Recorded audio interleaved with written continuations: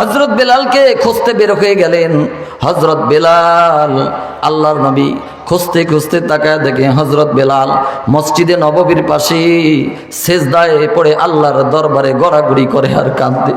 আল্লাহ, তুমি তো আমারে গোলাম বানাইছো, তুমি তো আমারে কালো বানাইছো, তুমি তো আমারে থুতলা বানাইছো, তুমি তো আমারে গরিব বানাইছো, যার কারণে মসজিদে নববী থেকে আমাকে বের করে দেওয়া হয়েছে।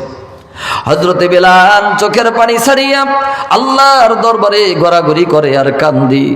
আল্লাহর নবী হযরত বেলালের মাথায় হাত রেখে বলতেছে, রে বেলাল, এখানে বুঝি কান্দা কান্দা ওই হেড অফিসটা দখল করিয়া বইছো, আর এদিক দিয়া আমি নবীর উপরে নোটিশ জারি হয়ে গেছে। বেলাল রে, আর কান্না করা লাগবে না রে বেলাল, তোর চোখের পানি আল্লাহর আরশ আযমে কবুল হয়ে গেছে, তাড়াতাড়ি কান্না বন্ধ করিয়া আজান দে, জোরে কোন সুবহানাল্লাহ।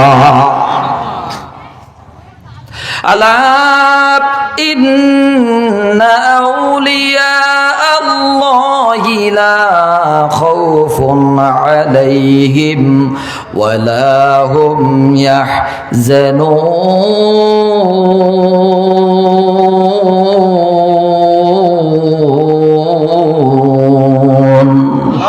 এজন্য বাবা আল্লাহ পাক রব্বুল আলামিন বলেন, এই দুনিয়ার জমিনের মধ্যে আমার যেই বান্দা আমি আল্লাহর সাথে প্রেম করার মতো প্রেম করিয়া আমি মালিকের একজন খাঁটি প্রেমিক বান্দা হইতে পারবি, আমার ওই পাগলের জন্য দুনিয়াতেও কোনো ভয় নাই, আখিরাতেও কোনো ভয় নাই।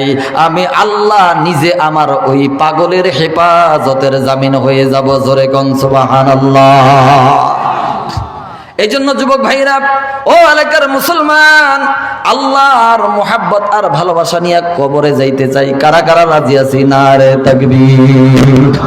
আল্লাহ, এই গভীর রজনীতে যতগুলি মুসলমানের সন্তান আমরা হাত তুললাম গো মালিক, একটা বান্দাকেও তোমার আশেক পাগল বান্দা না বানাইয়া কবরে নিও না, জোরে কোন আমিন।